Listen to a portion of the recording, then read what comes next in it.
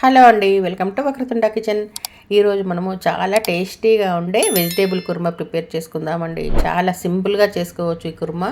ఇది రోటీలోకైనా, పూరీలోకైనా, రైస్లోకైనా, బిర్యానీలోకైనా చాలా బాగుంటుంది. దీన్ని ప్రిపేర్ చేసుకోవడానికి ముందుగా స్టవ్ పై ఇలా ఒక కుక్కర్ గిన్నె పెట్టుకోవాలి. నేను ఇక్కడ ఇది కుక్కర్లో ప్రిపేర్ చేస్తూ ఉన్నానండి. కావాలంటే గిన్నెలో కూడా చేసుకోవచ్చు, కానీ గిన్నెలో ప్రిపేర్ చేసుకుంటే టైం ఎక్కువగా పడుతుంది. కుక్కర్లో అయితే త్వరగా ఉడుకుతుంది, చాలా బాగుంటుందండి రుచి. తర్వాత ఇందులో 2 స్పూన్ల నూనె వేసుకున్న తర్వాత ఆవాలు, జీలకర్ర, పసుపు, కరివేపాకు, ఒక గుప్పెడంతా పుదీనాకు వేసుకోవాలి. ఇవన్నీ మంచిగా ఆయిల్లో ఫ్రై కానివ్వాలి. ఇవి ఇలా అయిన తర్వాత 1 స్పూను అల్లం పేస్ట్ వేస్తూ ఉన్నాను. మీరు కావాలంటే ఇక్కడ వెల్లిపాయ కానీ ఉల్లిపాయ కానీ వేసుకోవచ్చు. నేనేమి వేయడం లేదండి, ఇందులో అల్లము మాత్రమే వేశాను. వెల్లుల్లి, ఉల్లిపాయ లేకుండా కర్రీ ప్రిపేర్ చేస్తూ ఉన్నాను. తర్వాత ఒక 2 క్యారెట్స్ను ఇలా పొట్టు తీసుకొని ముక్కలు చేసుకొని వేసుకోవాలి. చిన్న సొరకాయ ముక్కలు కూడా ఇలా ముక్కలు చేసుకొని వేసుకోవాలి. తర్వాత చిన్న ముక్క కాలీఫ్లవర్ను ముక్కలు చేసుకొని వేడి నీళ్ళలో వేసుకోవాలి. తర్వాత 1 కేజీ ఆలూను ఇలా ముక్కలు చేసుకొని వేసుకోండి. ఇవన్నీ వేసిన తర్వాత 1 కప్పు పచ్చి బఠానీ వేసుకోవాలి. మీరు ఇక్కడ బఠానీ ప్లేస్లో చోలే అంటే తెల్ల శనగలైనా వేసుకోవచ్చు, బొబ్బర్లైనా వేసుకోవచ్చు అండి. మీ ఇష్టాన్ని బట్టి ఏవైనా వేసుకోవచ్చు. ఏవి వేసుకున్నా చాలా రుచిగా ఉంటుంది కర్రీ. తర్వాత 1 పావు కేజీ టమాటాలని ముక్కలుగా వేసుకొని ఒక 2 పచ్చిమిరపకాయలు వేసుకున్న తర్వాత రుచికి తగినట్టుగా ఉప్పు, ఒక 2 స్పూన్ల కారం వేసుకోండి.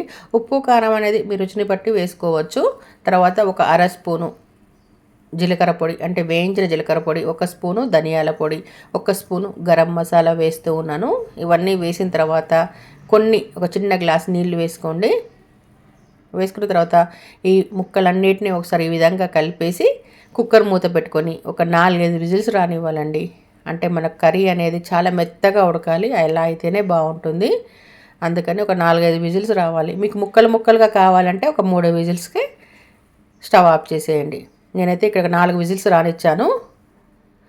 తర్వాత కుక్కర్ పూర్తిగా చల్లారిన తర్వాత విజిల్ తీసేసుకొని చూసారంటే ఈ విధంగా ఉంటుంది కర్రీ. చూసారా, ఇలా ముక్కలుగా అనిపిస్తూ ఉంది కానీ మెత్తగా ఉడికిందండి. ఒకసారి ఇలా గంటతో అన్నారంటే మీకు కర్రీ అనేది మెత్తగా అవుతుంది. మీకు ఇలాగే కావాలంటే ఇలాగే పైన కొత్తిమీర చల్లుకొని కర్రీ తినేయచ్చు. కానీ ఇంకా కొంచెం నేను టేస్ట్ కోసం ఇందులో ఒక 2 స్పూన్ల శనగపిండిలో నీళ్లు కలిపి వేస్తూ ఉన్నాను. ఇలా చేసుకుంటే మీకు కర్రీ అనేది చాలా థిక్గా అంటే పూరీలోకి, చపాతీలోకి నంచుకోవడానికి చాలా బాగుంటుందండి. మీకు వద్దనిపిస్తే స్కిప్ చేసేసి ఈ స్టేజీలోనే కొత్తిమీర వేసేసుకొని స్టవ్ ఆఫ్ చేసేసుకున్నారంటే కర్రీ బాగుంటుంది.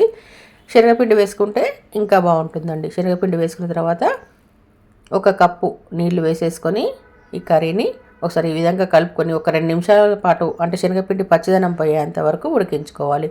ఉడికించుకున్న తర్వాత పైనుండి కొంచెం కొత్తిమీర వేసుకున్నారంటే కర్రీ పూర్తిగా ప్రిపేర్ అయినట్టే. చాలా సింపుల్గా ప్రిపేర్ చేసుకోవచ్చండి ఈ వెజిటేబుల్ కుర్మా.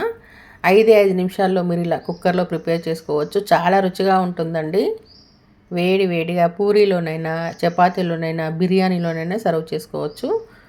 నేనైతే ఇక్కడ ఈరోజు పూరీలోకి ఈ కుర్మా ప్రిపేర్ చేసుకున్నాను. చాలా బాగుంటుందండి.